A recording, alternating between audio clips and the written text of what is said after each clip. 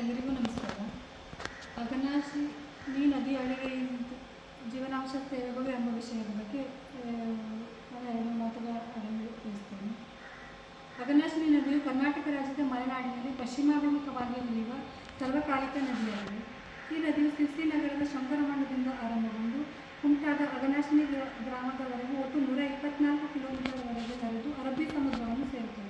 ಅಘನಾಶಿನಿ ನದಿಯು ನಿತ್ಯ ಹರಿದ್ವರ್ಣವನದ ಸಹ್ಯಾದ್ರಿ ಪರ್ವತ ಶ್ರೇಣಿಗಳ ನಡುವೆ ಯಾವುದೇ ಮಾನವನ ಚಟುವಟಿಕೆಗಳಿಲ್ಲದೆ ಪವಿತ್ರವಾಗಿ ಹರಿಯುವ ಭಾರತದ ಒಂದು ಪ್ರಮುಖ ನದಿಯಾಗಿದೆ. ಭಾರತದ ಪಶ್ಚಿಮ ಕರಾವಳಿಯಲ್ಲಿರುವ ಅತಿ ಹೆಚ್ಚು ಉತ್ಪನ್ನಗಳನ್ನು ನೀಡುವ ಅಳಿವೆ ಪರಿಸರ ಪ್ರದೇಶಗಳಲ್ಲಿ ಉತ್ತರ ಕನ್ನಡದ ಅಘನಾಶಿನಿ ನದಿಯ ಅಳಿವೆ ನೀರಿನ ಪ್ರದೇಶವೂ ಒಂದು. ಅಘನಾಶಿನಿ ನದಿಯು ಕೋಟ್ಯಾಂತರ ವರ್ಷಗಳಿಂದ ಬದಲಾವಣೆಗಳ ಹಂಗಿಲ್ಲದೆ ಸಾವಿರಾರು ಜಲನೆಲ ವಾಯುಚರಗಳಿಗೆ ನಿರಂತರ ಸೇವೆಯನ್ನು ನೀಡಿರುವ ಜೀವನದಿಯಾಗಿದೆ. ಇದರ ಪರಿಸರ ಸೇವೆಗಳ ಕಿರುದಾಖಲೀಕರಣವನ್ನು ಈ ಮೂಲಕ ಪ್ರಸ್ತುತಪಡಿಸ್ತಾ ಇದ್ದೇವೆ. ಸಹಸ್ರಮಾನಗಳ ಪ್ರಾಚೀನ ಕಾಲದಿಂದಲೂ ಈ ಅಘನಾಶಿನಿ ನದಿ ಅಕ್ಕಿ ಕಣಜ ತೀರ ಪ್ರದೇಶವನ್ನು ಅಕ್ಕಿಯ ಕಣಜವೆಂದು ಕರೆಯುತ್ತಿದ್ದರು. ಹೆಚ್ಚಾದ ಅಕ್ಕಿಯನ್ನು ಹಡಗಿನ ಮೂಲಕ ಇತರ ದೇಶಗಳಿಗೆ ಸರಬರಾಜು ಮಾಡುತ್ತಿದ್ದರು ಎಂದು ತಿಳಿದವರಿಂದ ಕೇಳಲ್ಪಟ್ಟ ವಿಷಯ. ಹಾಗೆ ಪಶ್ಚಿಮ ಘಟ್ಟಗಳ ಒಳನಾಡಿನಲ್ಲಿ ಬೆಳೆದ ಸಾಂಬಾರ ಪದಾರ್ಥಗಳನ್ನು ಯುರೋಪಿಯನ್ ಅವಧಿ ಮತ್ತು ಅದಕ್ಕೂ ಮೊದಲು ನದಿ ಮುಖದ ಮೂಲಕ ವ್ಯಾಪಾರ ಮಾಡಲಾಗುತ್ತಿದೆ ಎಂದು ಲೇಖನಗಳ ಮೂಲಕ ತಿಳಿದುಬರುತ್ತದೆ. ಅದರ ದಡದಲ್ಲಿರುವ ಗೋಕರ್ಣ ನದಿಯು ಅನಾದಿ ಕಾಲದಿಂದಲೂ ಉತ್ತಮ ಯಾತ್ರಾ ಸ್ಥಳವಾಗಿದೆ. ರಸ್ತೆ ಬರುವ ಮೊದಲು ಯಾತ್ರಿಗಳ ಸಾಗಾಣಿಕೆಯು ಅಘನಾಶಿನಿ ಅಳಿವೆ ಮೂಲಕವೇ ಆಗ್ತಾ ಇತ್ತು ಅಂತ ತಿಳಿದುಬರ್ತದೆ. ನದಿ ಮುಖವು ಕರಾವಳಿ ಕರ್ನಾಟಕದ ಹೆಚ್ಚು ಉತ್ಪಾದಕ ಮತ್ತು ಜೈವಿಕವಾಗಿ ಶ್ರೀಮಂತವಾದ ಜಲದೃಶ್ಯವಾಗಿದೆ. ಮೀನುಗಾರಿಕೆ, ಕೃಷಿ, ಬೆಳಚು ಮತ್ತು ಏಡಿಗಳ ಸಂಗ್ರಹ, ಸಿಗಡಿ, ಜಲಕೃಷಿ, ಗಜನಿ ಭತ್ತದ ಗದ್ದೆಗಳಲ್ಲಿ ಸಾಂಪ್ರದಾಯಿಕವಾಗಿ ಮೀನು ಸಾಕಾಣಿಕೆ, ಚಿಪ್ಪು ಗಣಿಗಾರಿಕೆ, ಮರಳು ತೆಗೆಯುವುದು, ಜಲ ಸಾರಿಗೆ, ಉಪ್ಪು ಉತ್ಪಾದನೆಗೆ ಸಂಬಂಧಿಸಿದ ಇತ್ಯಾದಿ ಚಟುವಟಿಕೆಗಳ ಮೂಲಕ ತೀರದ ಹಳ್ಳಿಗಳ ನೂರಾರು ಕುಟುಂಬಗಳು ತಮ್ಮ ಜೀವನೋಪಾಯಕ್ಕಾಗಿ ಪ್ರತ್ಯಕ್ಷವಾಗಿ ಪರೋಕ್ಷವಾಗಿ ಅಘನಾಶಿನಿ ತೀರದ ಪ್ರದೇಶವನ್ನು ಅವಲಂಬಿತವಾಗಿದೆ. ಇಲ್ಲಿ ಕೃಷಿಯಲ್ಲಿ ಭತ್ತದ ಕೃಷಿ. ಅಘನಾಶಿನಿ ನದಿಮುಖದ ಪ್ರದೇಶಗಳಲ್ಲಿ ಮಳೆಗಾಲದಲ್ಲಿ ಉಪ್ಪಿನ ಅಂಶವು ಕಡಿಮೆ ಇರುವುದರಿಂದ ಇದು ಕಗ್ಗ ಎಂಬ ಉಪ್ಪು ನೀರಿನಲ್ಲಿಯೂ ಬೆಳೆಯುವ ಒಂದು ವಿಶಿಷ್ಟ ತಳಿಯ ಭತ್ತವನ್ನು ಬೆಳೆಯಲು ಅನುಕೂಲಕರವಾದ ಪ್ರದೇಶವಾಗಿರುತ್ತದೆ. ಈ ಗಾಮೋಕಲು ಸಮುದಾಯದವರು ಗಜನಿ ಪ್ರದೇಶದಲ್ಲಿ ಉಪ್ಪು ನೀರಿನ ಸಹಿಷ್ಣು ಕಗ್ಗ ಎಂಬ ಭತ್ತದ ತಳಿಯನ್ನು ಬೆಳೆಯುವಲ್ಲಿ ಅತಿ ಪರಿಣಿತರು.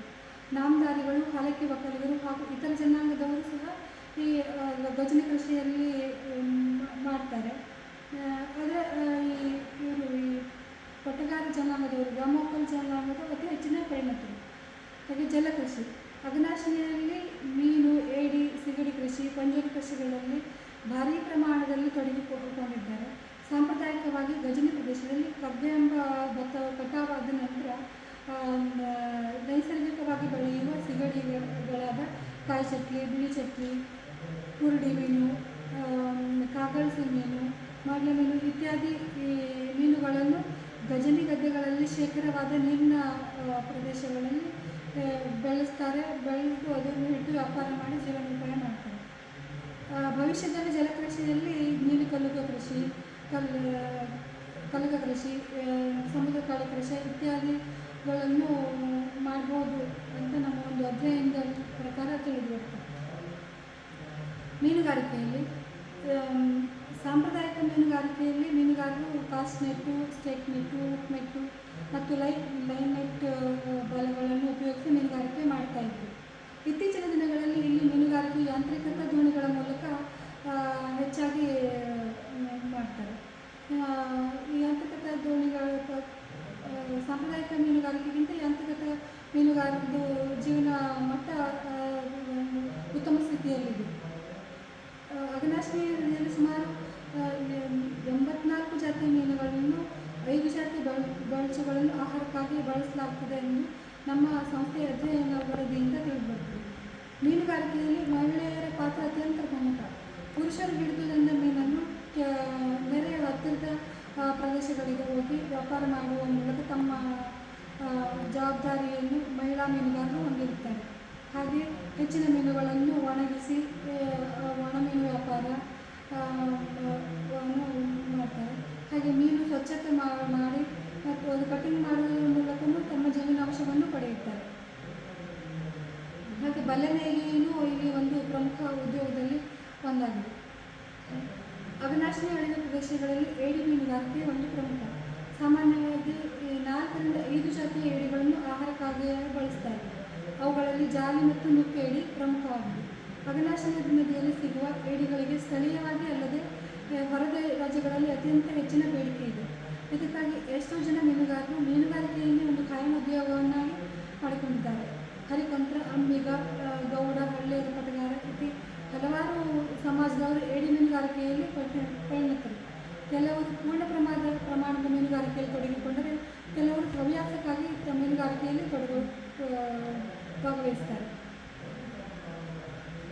ಹಾಗೆ ಚಿಪ್ಪು ಕಲ್ಲು ಸಂಗ್ರಹಣೆ ಇಲ್ಲಿ ಒಂದು ಜೀವನೋಪಾಯದ ಒಂದು ಸ್ಥಳೀಯ ಮಾರುಕಟ್ಟೆಯಲ್ಲಿ ಅತಿ ಹೆಚ್ಚಿನ ಬೇಡಿಕೆಯಲ್ಲಿ ಬರುವ ಬಡವರ ಆಹಾರವೆಂದು ಪ್ರಸಿದ್ಧವಾಗಿರುವ ಬೆಳ್ಚು ಸಂಗ್ರಹಣೆಯು ಅಘನಾಶಿನಿ ನದಿ ಅಳಿವೆ ಪ್ರದೇಶದ ಪುರುಷ ಮತ್ತು ಮಹಿಳೆಯರ ಪ್ರಮುಖ ಜೀವನೋಪಾಯದ ಚಟುವಟಿಕೆಯಾಗಿದೆ. ಅಘನಾಶಿನಿ ತೀರದ ಸುಮಾರು 19 ಹಳ್ಳಿಗಳ ಸುಮಾರು 1202 ಮನೆಗಳ ಸುಮಾರು 1738 ಪುರುಷರು ಮತ್ತು 609 ಮಹಿಳೆಯರು ಬೆಳ್ಚು ಸಂಗ್ರಹಣೆಯಲ್ಲಿ ತೊಡಗಿಸಿಕೊಂಡಿದ್ದರು ಎಂದು ನಮ್ಮ ಅಧ್ಯಯನದ ವರದಿಯಲ್ಲಿ ತಿಳಿಯುತ್ತದೆ. ಅತಿ ಹೆಚ್ಚಿನ ಸಂಖ್ಯೆಯಲ್ಲಿ ಹರಿಕಂತ್ರರು, ಅಂಬಿಗರು ಕುಟುಂಬದವರು ತಮ್ಮ ವ್ಯಾಪಾರಕ್ಕಾಗಿ ಬೆಳ್ಚು ಸಂಗ್ರಹಣೆ ಮಾಡಿದರೆ, ಇತರ ಸಮುದಾಯದವರು ತಮ್ಮ ಸ್ವಂತ ಬಳಕೆಗಾಗಿ ಬೆಳ್ಚು ಸಂಗ್ರಹಣೆಯಲ್ಲಿ ತೊಡಗಿಕೊಂಡಿರುತ್ತಾರೆ.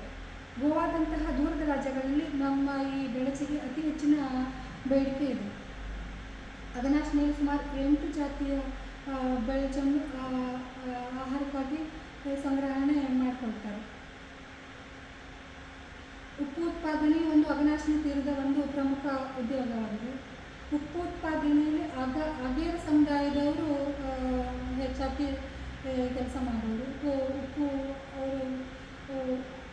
ಉಪ್ಪು ನೀರಿನ ಇದರಲ್ಲಿ ಅತಿ ಹೆಚ್ಚು ಕೆಲಸ ಮಾಡುವ ಸಾಮರ್ಥ್ಯವನ್ನು ಹೊಂದಿರೋದ್ರಿಂದ ಇತರ ಸಮುದಾಯದವರು ಹೆಚ್ಚಾಗಿ ಉಪ್ಪಿನ ಕೆಲಸದಲ್ಲಿ ಭಾಗವಹಿಸುವುದು ಕಡಿಮೆ.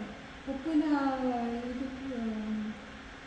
ಮಾಲೀಕತ್ವ ಬೇರೆಯವ್ರಿಗಾದ್ರೂ ಉಪ್ಪು ಕೆಲಸ ಮಾಡುವವರು ಆಗೇರ ಸಮುದಾಯದವರು ಮಾತ್ರ ಈ ಅಘನಾಶಿನಿ ತೀರದಲ್ಲಿ. ಈ ಅಘನಾಶಿನಿ ತೀರದ ಸಾಣಿಕಟ್ಟಾದ ಉಪ್ಪು ಅತ್ಯಂತ ಪ್ರಸಿದ್ಧ ಉಪ್ಪು ಆಗಿದೆ. ಹಾಗೆ ಚಿಪ್ಪು ಮತ್ತು ಮರಳು ಗಣಿಗಾರಿಕೆ. ಅಘನಾಶಿನಿ ತೀರದ ಮರಳು, ಮೀನು, ಏಡಿ, ಸಿಗಡಿಗಳಿಗೆ ಜೀವನಾವಶ್ಯಕವಾದ ಆಹಾರವನ್ನು ನೀಡುವುದಂತೆ ಸಂತತಿ ಬೆಳವಣಿಗೆ ಅತಿ ಪ್ರತಿಕೂಲವಾದ ಆವಾಸ ಸ್ಥಾನವಾಗಿದೆ. ಮರಳು ಗಣಿಗಾರಿಕೆ ಮಾಡುವುದರಿಂದ ಇವುಗಳ ಸಂತತಿಗೆ ನಾಶವಾಗುವುದಲ್ಲದೆ ನದಿ ತೀರದ ಸವೆತ, ನದಿ ಅಗಲೀಕರಣ, ಅಂತರ್ಜಲ ಕುಸಿತ, ನದಿಮುಖಗಳ ಆಳವಾಗುವಿಕೆ, ನದಿಮುಖಗಳು ಮತ್ತು ಕರಾವಳಿ ಒಳಹರಿವುವಿಕೆ, ಉಪ್ಪು ನೀರು ನುಗ್ಗುವಿಕೆ ಮುಂತಾದ ದುಷ್ಪರಿಣಾಮಗಳು ಇತ್ತೀಚಿನ ದಿನಗಳಲ್ಲಿ ಹೆಚ್ಚುತ್ತಿದೆ. ಹಾಗಾಗಿ ಸರ್ಕಾರವು ಇತ್ತೀಚಿನ ದಿನಗಳಲ್ಲಿ ಮರಳು ಮತ್ತು ಚಿಪ್ಪು ಗಣಿಗಾರಿಕೆಗಳಿಗೆ ಕಡಿವಾಣವನ್ನು ಹಾಕಿದೆ ಎಂಬುದು ತಿಳಿದು ಬರುತ್ತದೆ. ಹಾಗೆ ಈ ಅಘನಾಶಿನಿ ತೀರದಲ್ಲಿರುವ ಕಾಂಡ್ಲಾ ವನಗಳು ಸುಮಾರು 11 ಜಾತಿಯ ಕಾಂಡ್ಲಾ ವನಗಳು ಅಘನಾಶಿನಿ ಅಳಿವೆ ಪ್ರದೇಶದಲ್ಲಿ ಕಂಡುಬರುತ್ತದೆ. ಇವುಗಳಿಂದ ಉದುರುವ ಎಲೆಗಳು ಈ ನದಿಮುಖ ಸಮುದ್ರ ತೀರದಲ್ಲಿ ಕರಗುವುದರಿಂದ ನದಿಮುಖ ಮತ್ತು ಸಮುದ್ರ ತೀರದ ಪರಿಸರದ ವ್ಯವಸ್ಥೆಗೆ ಉತ್ತಮ ಪೋಷಕಾಂಶಗಳನ್ನು ಕೊಡುಗೆಯಾಗಿ ನೀಡುತ್ತದೆ. ಅಲ್ಲದೆ ಕಾಂಡ್ಲಾ ವನಗಳು ಮೀನು, ಸಿಗಡಿಗಳಿಗೆ ಮೊಟ್ಟೆ ಇಟ್ಟು ಸಂತಾನೋತ್ಪತ್ತಿಗೆ ಅತ್ಯಂತ ಅನುಕೂಲಕರವಾದ ಆವಾಸ ತಾಣವಾಗಿದೆ. ಅಲ್ಲದೆ ಇದು ಮಣ್ಣಿನ ಸವಕಳಿಯನ್ನು ತಡೆಯುವುದರಿಂದ ರೈತರು ತಮ್ಮ ಗಜನಿ ಕೃಷಿಭೂಮಿಯ ಬದುಗಳಲ್ಲಿ ಮಣ್ಣಿನ ಸವಕಳಿಯಾಗದಂತೆ ಬದುಗಳ ಸಂರಕ್ಷಣೆಗಾಗಿ ಕಾಂಡ್ಲಾ ಗಿಡಗಳನ್ನು ನೆಟ್ಟು ಬೆಳೆಸುವುದು ಕಂಡುಬರುತ್ತದೆ. ಜೌಗು ಪ್ರದೇಶದಲ್ಲಿ ಮೊಟ್ಟೆ ಇಡುವಂಥ ಅನೇಕ ಜಾತಿಯ ಸಮುದ್ರ ಮೀನುಗಳು, ಸಿಗಡಿಗಳಿಗೆ ಆಹಾರ ಮತ್ತು ಆವಾಸ ಸ್ಥಾನವನ್ನು ನೀಡುವುದರಲ್ಲಿ ಈ ಕಾಂಡ್ಲಾ ವನಗಳು ಅತ್ಯಂತ ಪ್ರಮುಖ ಪಾತ್ರವನ್ನು ವಹಿಸುತ್ತವೆ. ಹಾಗೆಯೇ ಕಾಂಡ್ಲಾ ವನಗಳಿಂದ ಮುಂದಿನ ದಿನಗಳಲ್ಲಿ ಜೇನು ಸಂಗ್ರಹಣೆ ಮಾಡ್ಬೋದು, ಕಾಂಡ್ಲಾದಿಂದ ಉಪ್ಪು ಸಂಗ್ರಹಣೆ ಮಾಡ್ಬೋದು, ಕಾಂಡ್ಲಾದ ಹೂವು ಸಂಗ್ರಹಣೆ ಮಾಡ್ಬೋದು, ಹಾಗೆ ಔಷಧಿ ಸಸ್ಯಗಳನ್ನು ಸಂಗ್ರಹಣೆ ಮಾಡ್ಬೋದು ಅಂತ ನಮ್ಮ ಅಧ್ಯಯನದ ವರದಿಯಲ್ಲಿ ತಿಳಿದಿದೆ. ಹಾಗೆ ಮೇವು ಮತ್ತು ಉರುವಲು ಸಂಗ್ರಹಣೆಯನ್ನು ಈ ಅಘನಾಶಿನಿ ತೀರದ